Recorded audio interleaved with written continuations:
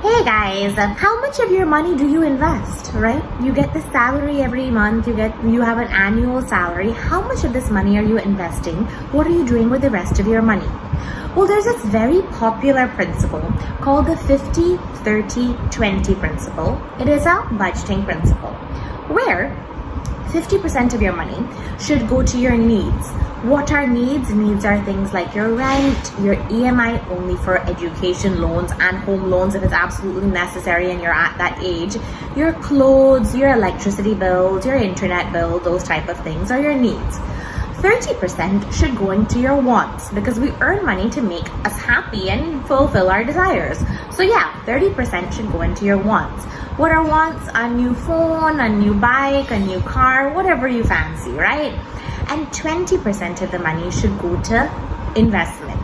Now, this is a principle that many people follow with regards to budgeting. I believe that this principle is a fantastic principle, but only in the first year that you are earning your salary. So I'm going to take an example for you. And I'm going to say that, let's say you're super duper uber fresher, which none of you are going to be, and none of you are going to get this salary after qualifying for your ACCA. But let's say that you earn 20,000 a month and you earn 2.4 lakhs a year. I think for the first year, 50% should go into your needs, okay? 30% should go into your wants and 20% should go in towards your investment. However, what happens in your 20s is that you are probably going to get an increment of your salary every year. Let's assume that this increment is 10%. That means in the next year, you are getting 2.64 lakhs. How much have you increased? 24,000.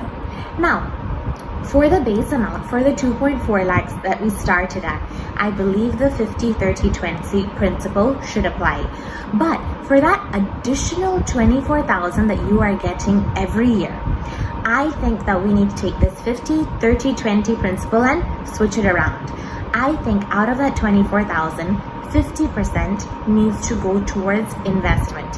30% should remain with your wants and 20% should go to your needs. The reason that I feel this is that I feel like in your 20s, your needs are not going to change so much, right? You're not going to have huge responsibilities. You don't have to buy a house at this age. You have the ability to invest to your maximum potential. So the additional amount, the increment of 24,000, let 20% of that go towards your needs because things have inflation, things will increase. Let 30% remain at your wants and let 50% go towards investment. If you follow what I'm saying with regards to this, and you are only investing, okay? You are only investing at the amounts that I've told you, okay?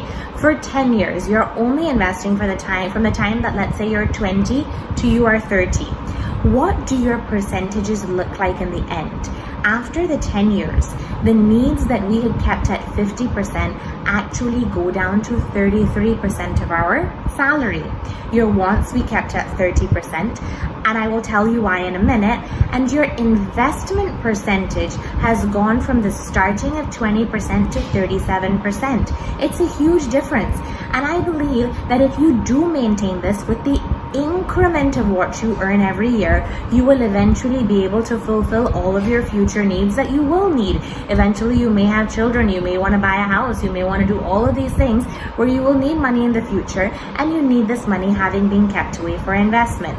Now, if you want to talk about actual numbers, let's say at the salary that I've told you, 20,000 per month, you started when you're 20 years old, and you have diligently invested until you are 30 years old, taking that increment amount and switching the budgeting principle, 50 investment, 30 wants and 20 needs with the increment amount.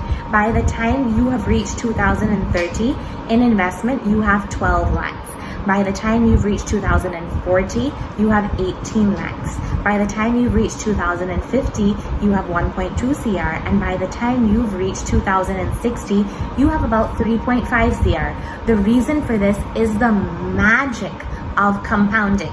And you are going to be alive when you're 2060 because you're about 20 now and you're starting to do this now diligently every single month. I'm assuming these investments are at 10%. So how can you go wrong?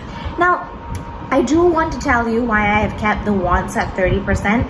I do believe that we earn money to enjoy our lives and get what we want while we have the youth to use it, right? You don't want to say, oh, I'm gonna have all this money when I'm 60 years old and then I will use it, because at that time you'll have other problems and you won't be able to enjoy many things. Let's hope not, but that is the reality of life. So I do think that you should suffice to your wants, 30%, let it be there. Now, what do you have to do to really ensure that this happens? You have to make a list of your needs, a list of your wants, and you need to first of all take out the increment, keep the 50% of investment, and with regards to your needs and your wants, you keep it within whatever increment we do have applied to that. I think that this is a perfect principle. I wish that, not perfect, but definitely better than just constantly using an additional budgeting principle like 50-30-20, 50-30-20, because if you only keep your investment percentage at 20%, by the time you do get old, you're not going to have enough that will suffice for your needs and your wants. But I would like if you trusted me on this and just invest diligently every month. Assume a 10% return, invest 20% every month of your salary for the first year with your increments, switch the budgeting principle around and see where you land up. If you're likely studying the ACCA, you're not starting at a salary of 20,000, you're starting at much more. So imagine what type of future you're going to create for yourself. You'll be super relaxed when you're old, your kids will be happy, you'll have what you want, but it requires diligence, it requires persistence. You need to do it every month, and at a 10% rate of return that I'm assuming when I'm talking to you about these figures, it's not unrealistic. So this is my little piece of advice for you with regards to how you should budget your money. If you like the video, please like, subscribe, and hit on that notification button. Bye guys.